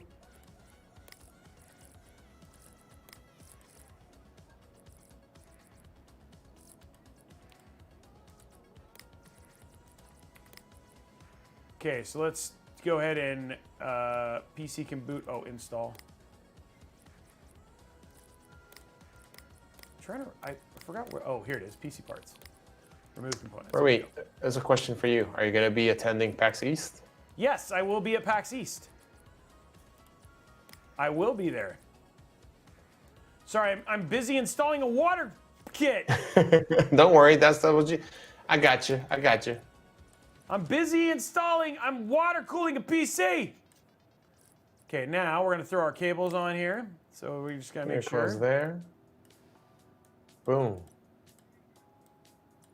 Look at that. Okay, Alex, where are you at in the game? Or do you have the set after this? I can show after this, and then what we're gonna do is we're gonna play some free play, right? Yeah, I think we should go to the free play because you are exactly where I am. So we can just jump in there to the free play and ask the chat and like, hey, what do you guys think we should do? Like, like we can start like, should we do a build for 1,500, 2,000, or 1,000? That could be a. Okay, yeah, let's do that here. So here I'm gonna do this, turn it in, but let me show you. Then what happens is we'll load here. And then this is, to give you an idea, when you're a little bit further in the game. And then we'll jump into the thing from there. So this is when you're fully, like you can see I now have a store and all that sort of stuff. Oh, wow. Yeah, so it's like, this is when you get a little bit further in. A little bit. How long have you? What is a little bit? Dude, guys, I really love this game. So it's like I've been playing it a ton. So the thing is that what you can start doing is you can start buying PCs and then fixing them and selling them in your shop. So here's one that I just did. It's called Ultimate Budget Water Cooled System. Ultimate Budget System. You have some other hardware. And then back here, here's actually my shop now. So you can see I've got some nice furniture. We changed some of the pictures there. Yeah, so it's, it's nice. And then, you can see it's Robeytech, and so you can actually look here. It's actually called Robeytech, and here's some stuff I got to do. And then you also have like a tablet. So you can actually see, and then somebody was asking, can you do things like change your display? Well, you have your decorator, which lets you decorate and do your own studio. So you can change your studio. And they have a bunch of different studios options there. And then you can also do things like you can also change your background too. So if you want to change that too. And then they also have a bunch of different music as well, including music on the internet. So you can change it to like jazz radio or whatever it was, which is actually pretty funny. And you can actually have music on your hard drive as well. So if you don't like the finicky music, you don't have to have that play. But yeah, this will give you an idea of what it's like to progress, and then you have your day-to-day, and you start making money and all that sort of stuff. It's a very, very fun game. I feel like your shop tripled in size. That's a lot of rooms. Compared to the first one, in the first game you only had one bench. And the only two is like you can change these benches. So here you can see you can have like a case modding, a water cooling, and then there's also you can do custom tubing. But in the first game you only had one bench and you had to buy the other benches. In this one they kind of give you 4 benches off the bat. So it's more about the tasks and less about some of the other things. But there's a lot that you start unlocking as you get later on in the game too. So, but let's jump into free mode. And there's also a new endless mode, which is like you can compete against your friend in endless mode. Okay, so free build. Alex, what are we gonna do? Let's go for, I don't know, 1,500 PC. $1,500, guys. What is this PC gonna do? Let's see. That'll be interesting. Do we want to make it like I don't know if we want to make it like a creator or a gaming PC. What is the chat thing? Gaming or creator?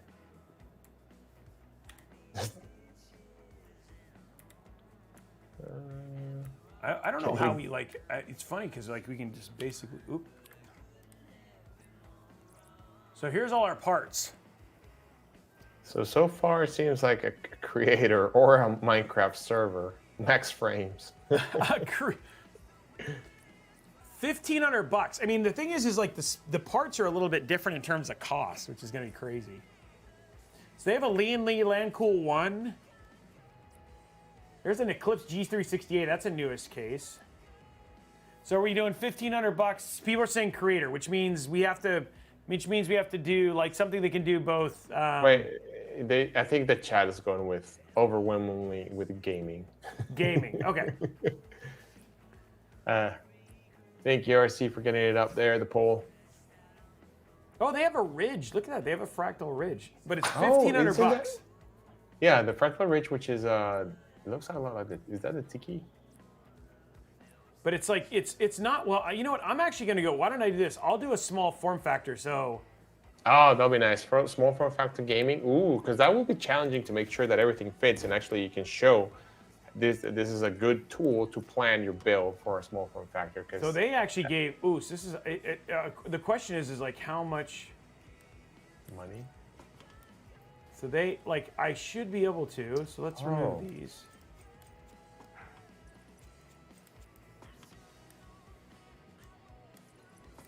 Fan. Are those 120 millimeters? Okay, Alex. So you start. Let me know when you're starting yours. What case are you gonna choose? Oh, hold on. Let me get that started. He was just watching you build. I know, we're just watching you build. He was lost in this. Yeah. I'm gonna be your backseat backseat driver here. Okay, so motherboards, we got micro ATX. We're at like, I don't want to spend too much money. So you have we said 1500, right? So. Yeah, so our processor is going to be, oh man, we can go all the way to Celeron. No, you could. Ooh, that's a good question. Well, we should do 14th gen, right? Yeah, you could get like what, a B? We can do a 14600K. I mean, we can try Well, you want to do a K because, oh, yeah, you want to do a K because you want to be able to do. K is good, or the KF too. Well, the KF, for Creator, having that integrated iGPU is actually useful. It does help. Yeah. Okay, so we bought one of those. Okay, so that means motherboard, and we don't necessarily care about overclocking. So let's do B660 or B760. Do we have any B760 motherboards? I don't think so. I think they're only seven. It's like Z690s. Oh, these are pricey too. Oh, well, here's a Z690i. You can do Z690 to save some money. Okay, well, this is it, because these are $400. Okay, so let's install. Okay, here we go. Can we? I don't know. That's an interesting question. Is like, can we watch the Intel show or the Robeytech Twitch inside the game on the monitor? That's a nest within the nest, like dream within the dream. We're going back to the Inception theme that we've been doing today. Well, I mean, we'll do. Can we do? Is there a 13600K? Maybe we'll just do, because we got to save money, dude. That's $400. What's $400? The 13600K. How much is a 14600K? It's shooting is. Well, we could do a 12600K. You should go with the 12600. That's still a hybrid architecture. That's 325. So that's still Yeah, be there cool. we go. Yeah, that's where we're going. IC Sniper. Here. We were thinking the same thing. 12600K. Let's do some. We got to add some thermal paste now. There we go. Do you get it? Oh. I can't do like I wish I could do my usual. Can't. Oh, so you can actually do like a cross or just. Oh, no. Oh, they don't. I'm gonna do my method. Edge to edge. Edge to edge, cover the entire IHS. They just don't give you like your cool little. Whoa! Spreader. Paste not whatnot. Oh, I even got a. Okay, let's look at our cooler here. Oh, so we got the Gigabyte Aorus Mini ITX. Nice. What chipset we ended up picking? What was what? The chipset for the motherboard? I did Z690. Okay, yeah, that makes sense. So this is a passive cooler. I don't want to. This is probably the best one that we want right here. 40 CFM. Yes. Well, is it gonna fit? Yeah, it will. This is like this. Well, this one's 40 CFM too, and it's $24 and it's got RGB. Okay, we're going RGB. You sold me with RGB was how you. Oh, oops. Yeah, I don't think. Look like I have to do the cables here. I don't. IC Sniper. I don't think the Intel Sub-Zero Intel cooler was that popular, so it's probably why it wasn't an option in there. Oh yeah, that one thing was cool though, actually. Yeah, that was pretty neat. Sax thermal paste. Good job, man. I got all the thermal paste. Okay, so I've got. Okay, now we need an NVMe drive. NVMe. All right, well, let's grab memory. We have DDR5, right? Well, Well, apparently. Oh, sorry. Which motherboard this is did you? DDR4. Yeah, it's like which motherboard did you pick? Because that's. I want 32 gigs. Boom. Yeah, it is. So you can double as creator. Yeah, you definitely want 32 gigs. 3600 would be great. Okay, so there's 16. Here's 16 gigs. That's 2666 though. Man, this RAM is cheap. Let's go price high to low.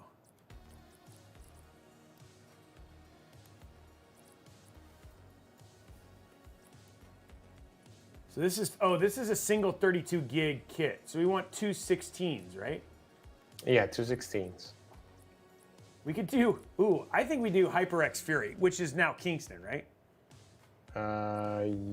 Well, yeah, HyperX. Well, they've always been Kingston, haven't they? Well, yeah, this is HyperX is now, it just says Kingston Fury now. It's not HyperX. Oh, because the HyperX brand was sold to HP. Yeah, you're right. Sorry. Well, let's just be safe. Let's do G-Skill. That's always, that's 3866. I don't know, we just need 3600. Wow, this is 4,000. Why is 4,000 cheaper? Did they tell you the latency, the CL timings? No, it doesn't have anything like that. I just don't understand why this is, well, dude, 4,000. 36 always runs better, but. Well, 36 is JDEC, I think, if I recall. Oh yeah, I'm gonna do just HyperX. And you gotta open the clips, check it out. Oh, you get the click? Oh, nice.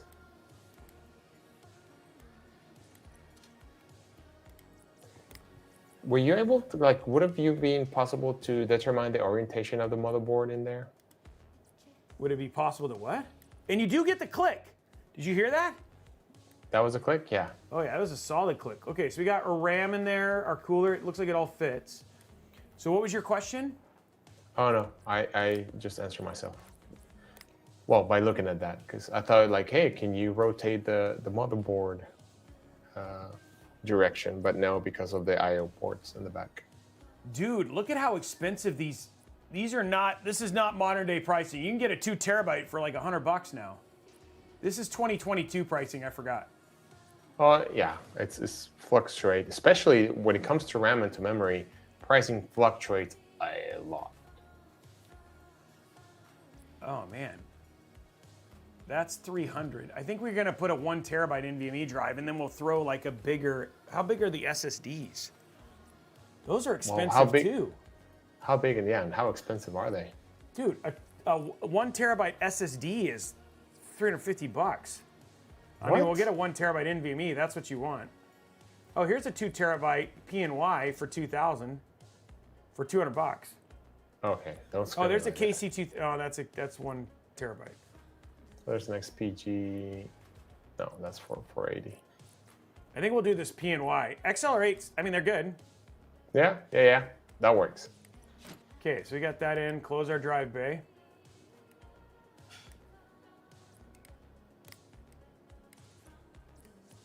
Okay, so we got all that done. We have room. You do have room to install another NVMe. Oh, I guess this thing is just clipping through this right now, actually. But do we have the? Oh, I see that. This is the riser card for the PCIe. Okay, GPU.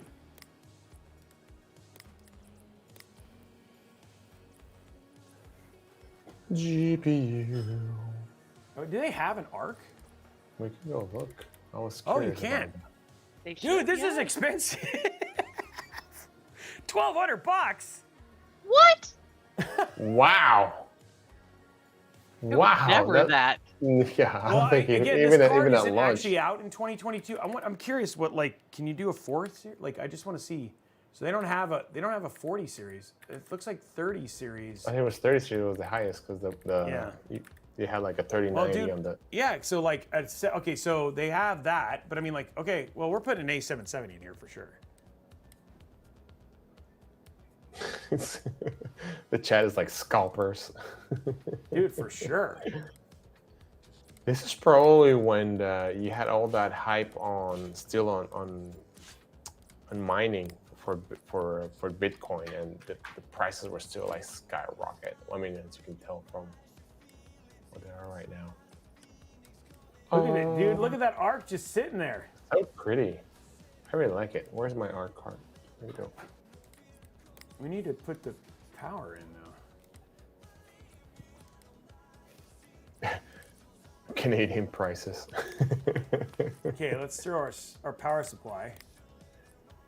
I mean, 850. Do we have a 750? Because that's what we really need. Yeah. Nope. we don't have a 750, so let's do 850. Wow. I'm glad it's tax season here in the U.S. and we get a refund so we can spend it. Wow, on it just auto-installed all my things. Oh, I need that feature for all the. Okay, so what are we pieces at? I built. Dude, I can't. How do I make it? This is a $2,300 bill because the arc is $1,200. I think you should get How a much mullet. for 1,500? I mean, dude, it's like, how could I? Like, you just took your whole budget right there. The card alone was 90%. $1,200. I think we're gonna make up for your uncle here, and I think your new budget is like 2,500. Okay, that seems. I mean, I'm just saying, like whatever these were. Okay, so we have the PSU, prices, yeah. CPU, NVMe. We have everything, right? Yeah. Yeah. Okay, RAM, let's. CPU, NVMe. We don't need that. Oh, we need the GPU support. Well, Zach is right. Is like if you just take $1,000 off, then yeah. Because let me go check. I don't know the current price. Let me go check out the current price. Looks like this is saying you don't need the GPU support. Okay.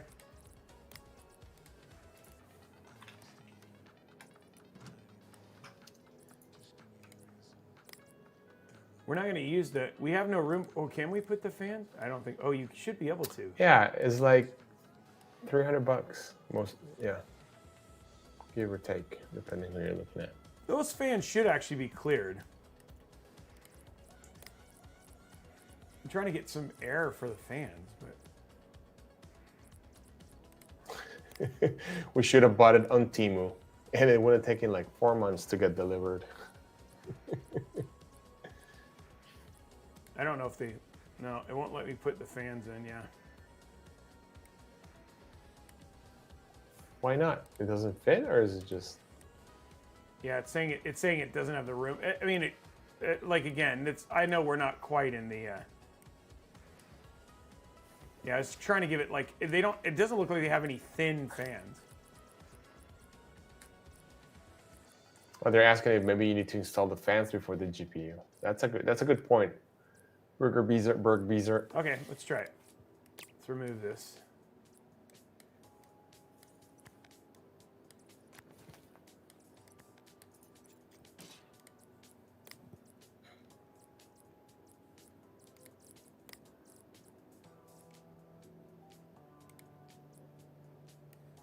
Wait, so are there 0 bugs? That means you can get some Noctua fans in there, or what will be your? I'm gonna try. I'm gonna see if. I mean, hold on. I was gonna see if we can put the arc in there, though. I'm guessing it's still not gonna work. Oh no, it's gonna let me. Okay, so hold on. Let me remove this again. I was just seeing if you can put whatever fans. Oh, look at that. Yeah. So Berg Beezer was completely right. Thanks, man. Appreciate it. A good call right there. Okay, so we have the fan. We have the fan the wrong way, though. Okay, so let's see what kind of case fans they have. Okay, so the most, whoa, look at this thing. 45, this is 60 CFM. Jeez. What's the DB 50 on CFM on this MSI. I don't see Knock 2 at all. No. I think we go with the 60 CFM. All right. Go with the 60. You can do Corsair, but then we're adding extra stuff. Do they have the Fantex IQ? D30, 64.3 CFM.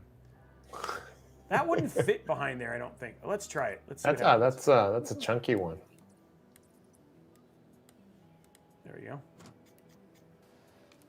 We're gonna put 2 in. Okay, so that's gonna be direct airflow for the GPU. Let's see if we can put in the GPU.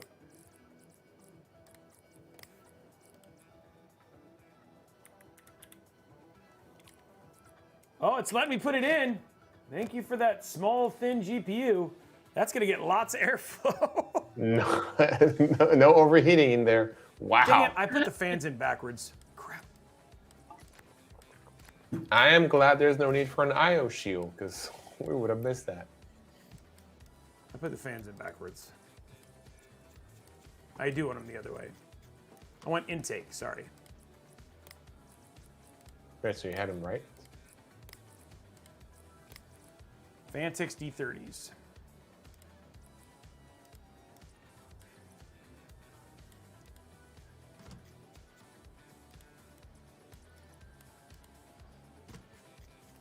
Okay, now we can put the card in. Wait, no. No, dang it. My mind is messing this up.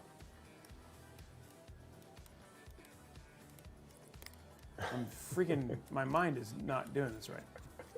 How many times have I installed fans now? No, I think it's four times. Yes, that's what I want. There we go. Okay, now we have it. So it's going to blow air directly into the GPU.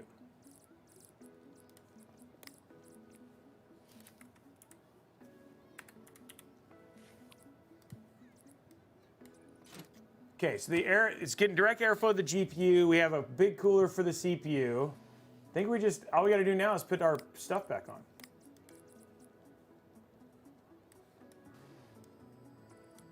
Are they going to charge us for Lindo's installation? Oh no, we're going to put that in right now. Nice. Wait, do you have to connect the RGB or you have that? It's already automatic? connected. Sweet. Pop, pop, pop. Okay, here we go. Look at that. CPU temps at 47. We're going to turn on XMP, so we're at 36 right there. Oh, good choice with the XMP. Okay. Now you can overclock at base clock. Apply changes and restart. Though you shouldn't install XMP before we do an OS install, but this is not quite that way.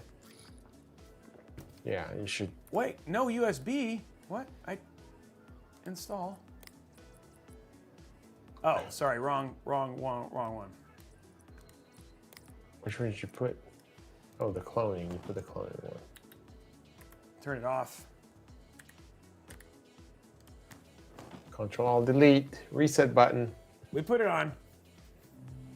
Okay, we got it in. Let's go and throw some 3D Mark in here. Let's throw OCCT, just make sure it's good. Some Cinebench R20.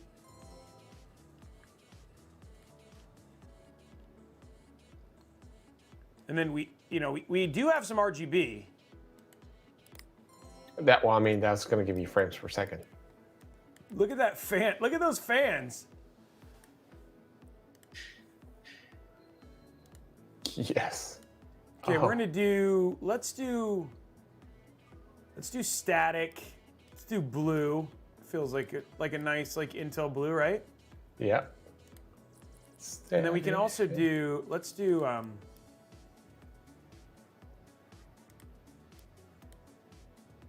That's fine. Okay. There you go. Nice Intel blue. Ooh, you can Look at even that, play huh? with the hue. What do you think? Okay, let's Hey, you run benchmarks on it? yeah, let's see what the temps are like. Wow, CPU temp is 59. Huh. That's right. Oh, 73, 74.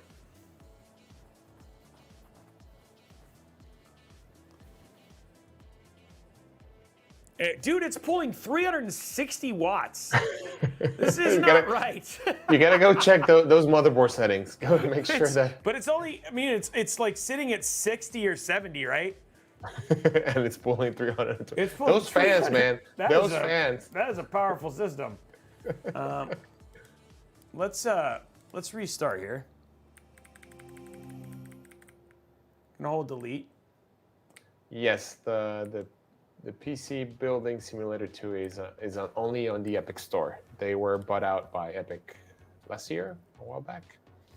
This is running at 4.9. Let's do 5.1. Oh, you can't because we have it's not a Z motherboard. It is. It's a Z690. Oh, it is? Oh, okay. Man, I'm gonna try. Let's go 5.2 on a 12600K. 1.45. We're overclocking, baby.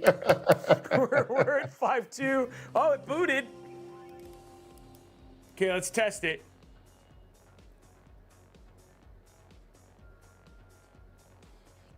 Oh, here goes. 75, 80, 83, 84. Look, our wattage went down. 89. Wattage is up there. 350. Oh, 428. Dude, we have a 5.2 12600K at less than air cooled with an A770. Oh, wait, I hit the wrong button. Sorry, I got too excited. I hit the wrong button. This is like, a mic drop moment? Exactly. He's like, I'm done. System we have ever built. Right It's now. powerful. Oh my gosh. Oh, wow. Yeah, we have a silicon lottery winner right here, guys. I'm gonna sell. If you want this 5.2 12600K, I will sell it to you for $10,000. You can air cool it. Okay, let's see what our let's run our we'll run our multi-core. Oh my gosh, look at how fast this thing is rendering. Dude, we have the ultimate creator PC. Look at that. Whoa.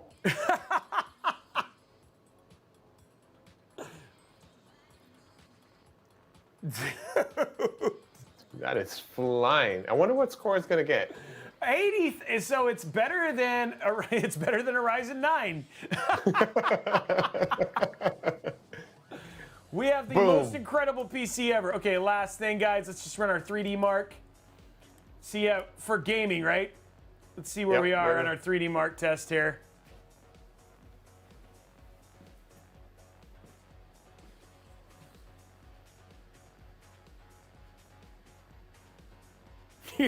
You were supposed to destroy the scalpers, not join them. You betrayed us, You Robey. betrayed How us. can you do this? That's funny.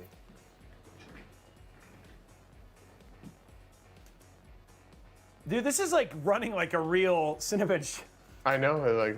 I mean, a real 3D mark. I love Technically- your excitement, Robey. Technically, we have a little bit more headroom. Yeah, actually, we do. We can go and. We could go to How much are you going 5.3. to sell it for? How much are you going to sell it for in your store? $20 gajillion. This is the most impressive 12600K A770 system on the planet. Man, the frames per second is killing it with the Arc 770. Yeah, the A770 is doing great. This is CPU testing now. Yeah, we were getting 90 frames per second.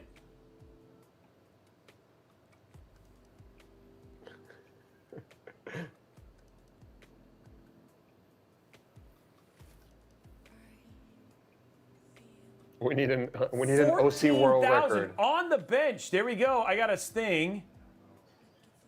There it is. 12600K. We were pulling graphics almost 84 and 92. Okay. So all in all, what we've learned is we have the most impressive system on the planet. In the world. In the Or world. at that price point. And here, I feel like this hits it right. It's just sucking all the power. And we're watching. Okay, we're gonna try one more, guys. We're gonna try one more. Let's see if we can go to 5.4. Well, if you're gonna go to 5.4, might as well go to 5.5. Okay, 5.5. Okay. Zach says that we're gonna go beat the record, the world record. 5.5 at 1.5. No, leave it at 1.4. Okay, we'll leave it at 1.4. You think so? Yeah, now you're gonna. I got the power. Okay, it's rebooting. This is a 5. Oh, it booted.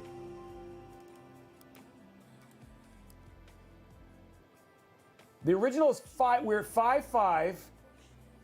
Oh! Oh, that scared me. I literally jumped. Oh no. It's not stable. It's not stable. We just need a little bit more voltage. That's all we need. We need some more voltage. Oh, man. I love it. We can't get a jump scare, but you jumped on. I know. I jumped. I know, I it jumped was when my funny. PC didn't do what it was supposed to do. Now we know what are the scary games for Robey. Right? Yeah, the scary game for me is... Blue screen of death. Ah, BSODA right there. Okay, we're gonna do 1.5. Let's see if we can do it with 1.5. I know, Yeah. I'm gonna fix it. There we go. Yeah. My camera decided to, I don't know what's going on. They're being wacky today. The other camera's fine, but now it's okay, here we go. We're in, we booted at least. Okay, here we go. Okay. That's how you know. Let's see if this works. Don't blue screen, come on! You can do it! You can do it. It's testing, it's going. Running. Hold it. Hold it. Oh, Everybody it's hold 90. it. Oh, full throttle. It's still stable, 100. We're getting some thermal throttling here. I think we may have found the edge of our air cooler. Okay, so it pulled 432 watts and was hitting 100, but it is stable. Now for gaming, that would be fine. We got like the best gaming, but now we have to, guys, we got to beat Ryzen. Come on. Running it. Here we go. Look at how, oh man.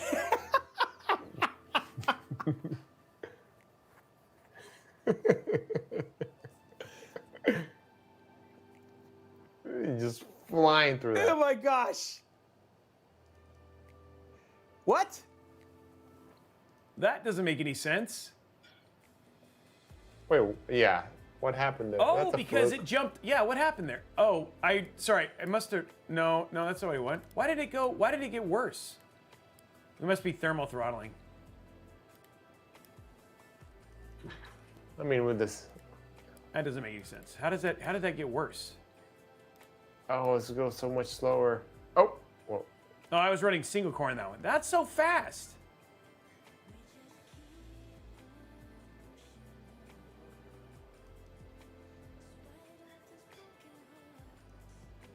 I think we've broken it. Like, it doesn't even know how to handle it. Okay. We have broken the game. We have broken the game. We have created the single most powerful system on the planet that it doesn't even know how to handle how much raw power. Like, we have broken R23 with a 12600K and an ARC A770. That was like, whoa. That was, that's a collector's piece right there, that PC, man. We've made Skynet, just so you know. So, wow. Wow. Okay, so that is Piecing Building Simulator. I think we showed you the career mode. We showed you the, just your ability to tinker. I mean, literally, it felt like that hour went by so fast. That was pretty quick. That was like, dude, it was so quick. Alex, we have a big show coming up on Monday, right? Yeah, I can't wait. So make sure you guys show us.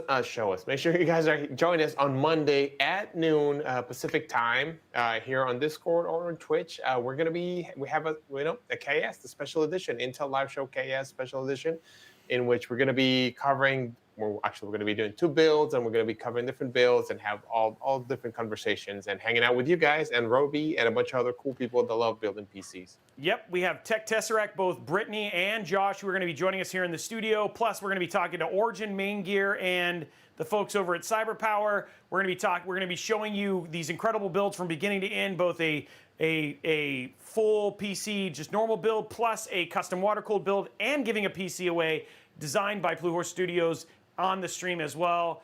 And then that'll be it for 2 weeks after that. So we're going to be taking a 2-week hiatus while Alex recovers from his arm wrestling injury that he got from me.